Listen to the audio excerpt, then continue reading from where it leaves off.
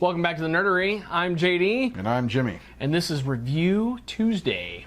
Sir. That's going to be everything that we've read in the past week. Yeah. Yeah. I don't know what that face was. I don't know what that was either. It was... I don't know. You and Patty competing now? What's going on? We could.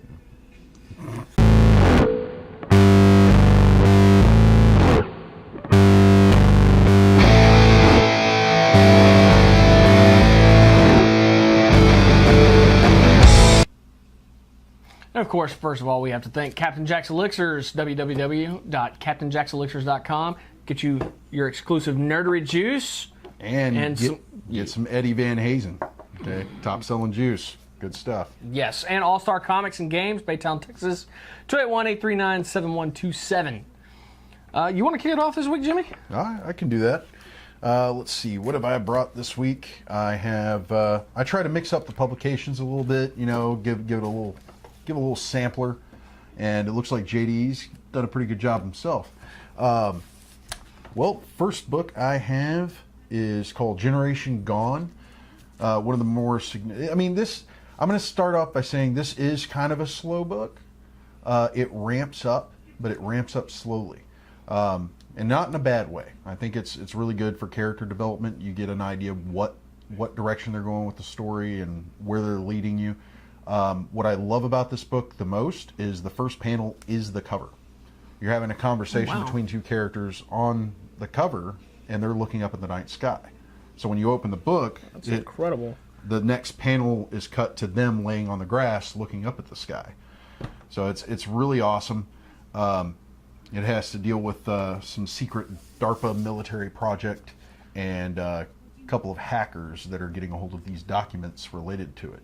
So definitely interesting, and by the end of the book, it takes a really, really crazy turn. I mean, you see it coming, but you don't know how it's going to happen. And I'm telling you, this has got me jonesing for the next issue. I'm eagerly awaiting it, and I'm giving it 5 chimichangas. That's a $5 book, but that is a hefty book. Yes, it is thick. It's a hell of a read, but it moves fast, believe it or not. I say it's slow. I say it's slow because there's no real action per se. There's nothing, you know. It's a very quiet book, and you think, okay, well, this is kind of, you know, where's this going? And you got this guy talking about some secret project he wants to do, and it kind of takes off from there, and it ramps up pretty quick. But starts off slow, finishes quick. Very nice. Yeah, very nice. But issue 2, I'm eagerly awaiting, and like I said, 5 chimichangas all the way, man. I might have to borrow that from you. Yeah, you can. Next one I've got is one that JD gave some information out previously about. We've got Dynamite Press's Betty Page. And this is one of the mini covers that they put out there. I even saw a photo cover, but I like this one the best because it's kind of the postcard, you know, pinup girl cover. I like that. Yeah, there were at least 10 covers for that thing. Had a ton of covers. But this is a great book. I was amazed at this book. The artwork is beautiful. It's very harkened to Alex Ross. It does have that watercolor look to it. But the story is like a 50s or 60s pulp comic. You know, like an adult adventure comic. And you don't have a lot of nudity or you know, sexual promiscuity. I mean, even some of the outfits that she's wearing in this are pretty tame. So at that, it's not sold on the sexuality. I mean, if you really want to say it is, you can look at the cover and say, yes, this book sells on the sexuality. But the story itself is great because it's from Betty Page's point of view. You're hearing all her thoughts in the process of this story going on, and everything that she's thinking about, you know, the situation she's in, the people she's dealing with, and it's very internal. And I enjoyed that aspect because it gave her point of view, and it's not like you're watching a woman experience something, you're actually seeing it through her eyes. Wow. And it is an adventure story. It's not like a documentary or anything based on her life. It's kind of takes her life, and, you know, there's a lot of mystery surrounding what she did, because she had a family, she had kids, she had a husband, she left them to go off and be this model. and there's a lot of it you don't know about, so they kind of try and fill in the gaps with some fantasy. And this is a really good book. I'm impressed with Dynamite. They do a great job with their properties, and they've been around for, I think, at least close to 10 years now. Oh yeah, they've been around a minute. And they're doing an awesome job with this. Giving it 5 chimichangas as well. I am going to pick up the next issue, so definitely worth it. Very nice. And then, of course, I have to go to Marvel. Deadpool Kills the Marvel Universe Again. This is great, man. I love the cover. Oh, dude, this was a variant where he's actually riding a pink unicorn that has a Deadpool brand on the back. It's amazing. But yeah, this is getting pretty crazy, and it takes a really dark turn. I mean, yes, Deadpool is of course killing the heroes, but you get more in depth into why he's killing the heroes, and it's kind of sad in a way. Because he's suffering these visions or these fantasies in his head that he's seeing in reality, where he thinks he's actually on these adventures with his best friends. Oh wow! And it turns out, this is brainwashing that's been done to him. And it turns out, while he's having these adventures, he's actually murdering them. Shit. And then he wakes up after his adventure is over, and he's like got the corpse of the person he was hanging out with right there in front of him. And he's just like, what just happened? Wow. But you find out who the big bad villains are in this and who brainwashed him. And what I think about it is Ben Grimm was right. I'll just tell you that. Ben Grimm was right. If this is the case, if this is following anything that we know about as far as Marvel Universe, I don't know what universe this takes place in. I don't know if it's an alternate universe or if it's the actual Marvel Universe. Or if it may be a completely different universe from the original Deadpool Kills. So, it's possible. But it is amazing. I like the depth in this book and where they're taking the character. It's a very dark book. So there's really not a lot of laughs in this one, folks. This is definitely a step away from the funny Deadpool. But I'm giving it 5 chimichangas just because of the wow factor, man. It is amazing. I'm going to continue reading this, of course. So it's much like the original Deadpool Kills the Marvel Universe. It's a very it's gritty, serious, it's visceral. It has the violence and gore, and but very little comedic relief. Yeah, because this isn't. I mean, it's not even like sick funny. There is no funny in it, really. I mean, there is, but there isn't. It's like it plays with your emotions a bit, because while he's thinking about all these adventures he's having, of course they're funny. But the reality of it that you're presented with at the end and during the story, because it's kind of cutting back and forth. Yeah, all the humor that you thought was there is kind of really robbed from you. Yeah, because he's been brainwashed, and you find out who. And there's also another character that shows up in this as Cable's sleeper agent, and it's pretty interesting because I think it's the first time I've ever seen this character pop up in a Deadpool book, even though she has a pool name as well. Just hint you. So check this one out. I'm giving you 5 chimichangas on this. All right. Okay, it's my turn. Go for it, bro. Fuck, you started. Superman number 27. Of course, you're actually kicking off an entirely new story arc right here, which is titled Declaration Part 1. There's a lot going on. I had to give the eyebrow. There's a lot going on in this book. I'm trying to keep all my thoughts straight. They all just scramble all of a sudden, and I don't know why. Isn't that normal for you? It is. Oh, okay. Trying to remember here. The Kent family is going on vacation. They're not flying. They're driving an RV. They're going around the country and looking at all these landmarks and everything that was very important in our country's history to celebrate 4th of July, because, they're like almost a month behind. Yeah. But, of course, first night after their first stop... We're basically watching the Kent family vacation video. Yeah. Okay. But first night, first stop, his little Justice League pager goes off, I guess. Uh-oh. I guess it's a pager. Whatever. It's essentially a pager. It goes off and he flies off. That's the end of this story. It's very light. It's a very good book. I did enjoy it. There's not all the violence and fighting and struggle and he's gonna die going on. But I did enjoy it. It's a good book. 4 capes on that one. It's a good book. It's a breather. It's a breath of fresh air. Yeah. Kind of take that in before you get on to the meat and potatoes. I did thoroughly enjoy it. Moving on to Green Lanterns number 27, Out of Time. Last time we saw Simon and Jessica Cruz had been thrown through time due to Volthoom's access to pieces of Jessica's ring, which was originally part of the Travel Lantern. There's a lot going on in Green Lantern. A lot. Is this core, or is how you said this? No, this is Green Lanterns. Yes, this is Simon Baz and Jessica Cruz. Okay. Which you're spending the entire book trying to figure out where on Earth they are, and then it tells you. They're not on Earth, are they? I'm not going to tell. Oh. I'm not going to tell. Let the book tell it to them. Yes.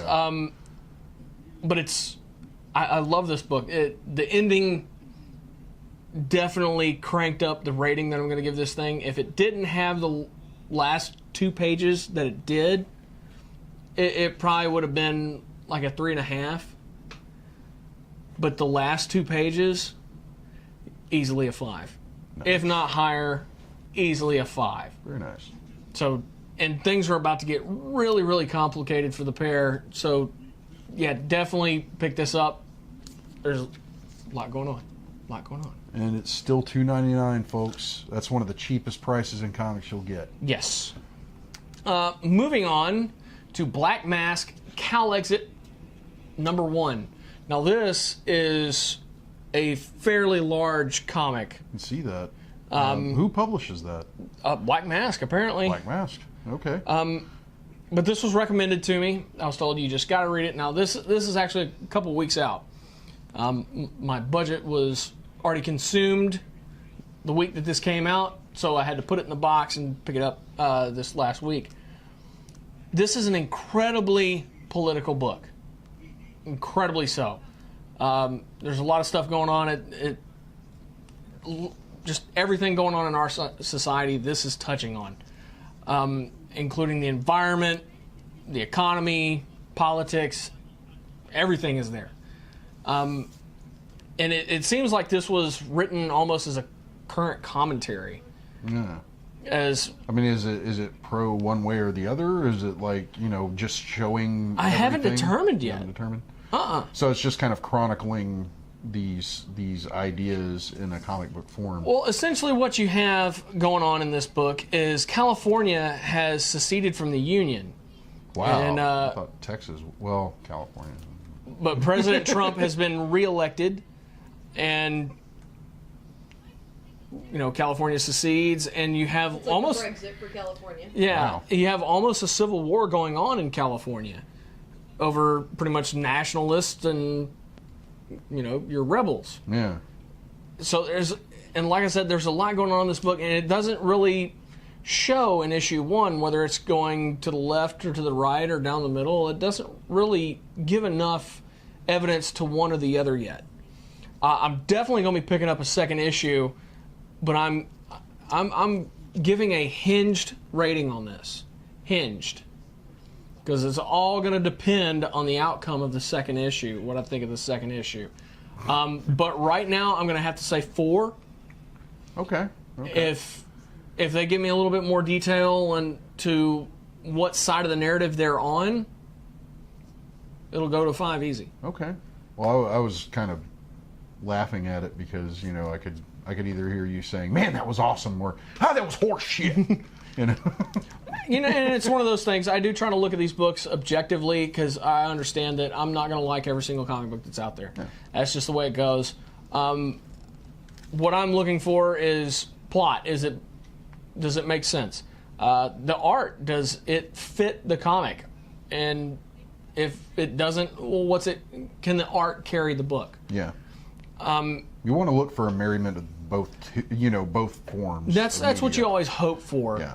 But such is not always the case. But sometimes you can have absolutely amazing art and not all that great of a story, but the art carries it. Even though they don't go well together, the art can carry that book. Yeah. And of course, how well does it flow from issue to issue? That is a huge thing to me. And then if it's an ongoing, can you just grab a random book? Do you have to go all the way back to issue 1? Yeah. So those are the big things that I look for. That, and are you showing me something I haven't seen before? Because that's, unfortunately, in comic books, that is something we come across a lot of, is we've seen this before. Yeah. Yeah. Okay, well, you change this character and you change that location, but it's the same thing. Yep. So I'm always looking for something original, something new, something different, something I haven't seen. So, like I said, even if it doesn't align with my personal political views, I can still find this book and understand where it's coming from and still give it a good rating if it's done well. I think I might actually want to pick this up. It's a good book. It's very complex. This is not for a person who doesn't enjoy reading, because there's a lot of dialogue in that book. It is primarily dialogue. Wow. Case in point. Primarily dialogue books. So, yeah, if you're not big into reading, you're more into the art and action, this isn't a book for you. But if you do enjoy the more literary and the more... And the art wasn't bad either. No, it's good art. Yeah. It really is. And it's very twisty-turny. You don't exactly know who's on what side all the time. So take your time with it. Read it carefully. I know I am going to read it again to ensure that I grasp everything that went on in this book, because there is a lot going on. But right now, it's a hinged 4. Okay. If issue 5 gives me a little bit more detail on what side they're pointing this book, it'll easily go to a 5. You mean issue 2? Issue 2, yeah. Issue 2 will be a 5. That's right. Not 5 will be a 2. Yeah. Hopefully not a 2. And next up is 451 Media's Stained. This is issue 3 of 5. 3 of 5. By the way, if you're hoping to get all of this series, issue 5 is already up for order right now, which is the last of the series, so go grab it now. Having met pretty much everybody involved in this book, I am really happy with how this has come out. There's a lot of struggle going on here, and I really don't want to spoil it on air. And I can break it down a little bit. You have Emma, your main character. She's not even on the cover here. You seem like you're getting a little choked up about it. It is. It's very powerful. There's a lot of stuff. Yeah, the art is absolutely amazing. Of course, David Barron, the gentleman who wrote it, actually has been a colorist in comics for a very, very long time. And he did all the colors on the book himself. Really good job. But you have this girl, Emma, and she pretty much is a detective for hire that's almost exclusively works for the police department, because she's willing to go in places that they're afraid to, or there's too much red tape and they just can't go there in the time they need to. And of course, she's enhanced. Most of her body's been replaced with robotics. And she's stumbled across a case while working on another case of missing children, and it's her tracking them down, and she actually winds up on a transport plane with crates of children. Now, I'm not going to tell you anything else. That's where I'm stopping, but I'm definitely giving this one 5 capes. It's very powerful, very emotional book if you're sensitive to the subjects of children. So, yeah, if you're overly sensitive to those, beware. You are warned. But it's a great series. I love what they're doing with it. 451, another top-rated publisher. Pretty much everything they do is gold. So that's all mine. Jimmy, you got some stuff. Yes, I did pick up some merchandise from a couple of stores. This particular guy right here, or lady, should I say, this is Wonder Woman Brickhead from Lego. I had to actually spend $75 in the store, be one of the first 80 people this month to do that, and I could sign up for a build, which was today, and wouldn't be today. I guess it would be Sunday. Yeah, it's past Sunday. This past Sunday. Yeah. Sorry. But yeah, I showed up there. There was one other person that was on the list. They had a full list. It's just nobody ever showed up, except for me and a couple other people. But we got to stand there and build this in-store on a table. They gave us instructions and all the loose pieces. It doesn't come in a box because it's an exclusive build. So you had to actually go to the store, get signed up, and go do this. I know that's kind of like me gloating about it because, hey, I've got one, you don't, ha ha. No, it's me saying this was actually advertised as an adult build. They have a calendar of events that they do for like kid builds, they do adult builds. Well, this was a 18 and up. It was strictly for adults. And if you weren't an adult, you couldn't sign up for it. And if you're not a kid, you can't sign up for the kids stuff either. So it's one of those things where they give something back to the adults that are going out and spending their money on their kids' toys. And then if you go to a build and you don't have kids, you don't have to listen to kids. Me and the other guy there were big kids basically because we were buying for ourselves. Because we're building it and he's over here talking about, yeah, I'm going to stick around after they open and you know, I'm going to give them more of my money. So, and you know, I did the same. I bought a couple of things too, but they weren't like toy related. It was more storage stuff. But this is an awesome build. I love putting these brickheads together because they do some really awesome stuff with all the pieces and trying to, you know, make them look like the character. And they look so cute and chibi and really neat. So something to check out. Regular brickheads, barring the exclusives, you're going to look at a $10 price point. Really cool figures if you like the cute stuff. If you're a Funko fan, these are a nice alternative. They're about the same price as a pop vinyl, but you get to put it together. Yeah. And it's got all this intricate detail to it. Plus, you can do something else with the pieces if you want. But yeah, check those out. Really, really awesome. And check out a Lego store for, you know, events. They give event calendars to anybody who wants them. So you can go in there on any day and check out what they've got.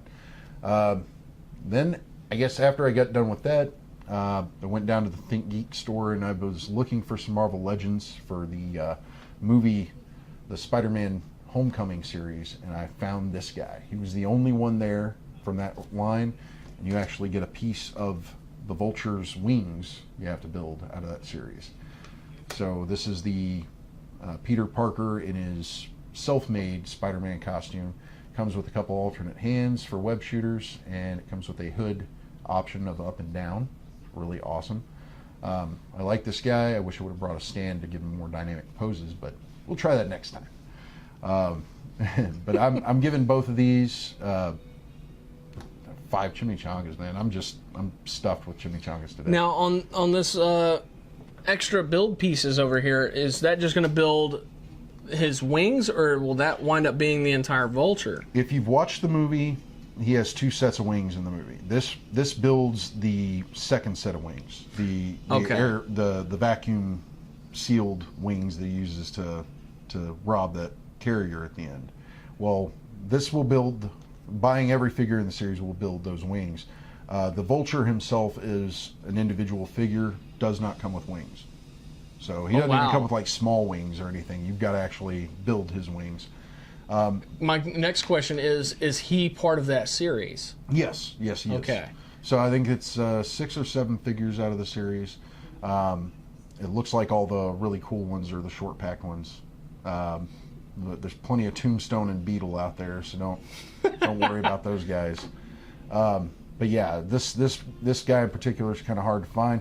I'm guessing because it's such an early. Well, they released these figures probably a week before the show or before the movie hit the theaters. Mm-hmm. So I'm guessing they did an initial release. Sometimes Marvel Legends will do that. They'll do an initial release of like, you know, a couple of cases here, a couple of cases there, and then later on down the line, if they sell really well, they'll pop out more. Okay. But I'm expecting to see more of these within the coming months, and I'll be given more of an opportunity to collect all the pieces.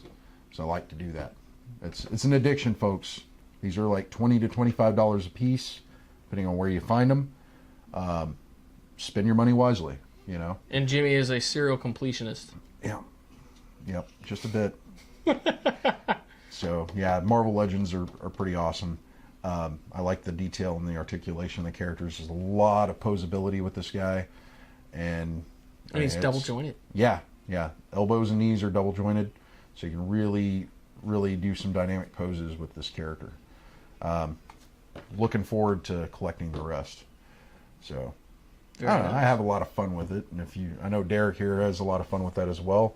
If you guys like collecting action figures, I'm going to try and bring you whatever I get and give you a review just so you can make a informed decision. And if you're a DC guy like myself, don't forget there's the DC icons out there as well. DC icons are beautiful. They've got great articulation, great detail. What I always look for in picking them, because I pick my action figures, pick my action figures like I would pick a piece of fruit at a grocery store. Kind of look at it, look at the face, the eyes, look at the eyes, lips, any detail on the face. If it looks off print or whatever, buy something that you like. Yeah. Don't just settle for a misprint or a mispaint. I only have one, and that's the hard light armor Hal Jordan. Oh yeah. Yes, which I thoroughly enjoy. You enjoy that? Yeah. I have that one too. I like it a lot, and what is that? I picked up quite a few of the Justice League characters. He's hard to balance once you extend everything out, though. Yeah. He doesn't like to stand up. He just likes to fall over. And that armor looked a little hokey, in my opinion. A little bit. I didn't like the helmet, but I enjoyed everything else on it. The arm pieces and the leg pieces look great. Oh yeah. There's a lot of stuff out there for action figures. A lot of companies to check out. A lot of stuff from the overseas market is making it over here, and they're doing an amazing job as well. So if you're really interested in action figures and you like it, man, go out there, check the waters. Dip your toe in, see what you think. Just go buy something that you like. Yeah, a little bit from column A, column B, because I'm sure if you like a Deadpool figure, there's at least 6 or 7 of them out there from different companies to check out. Easily. Find your favorite. Easily.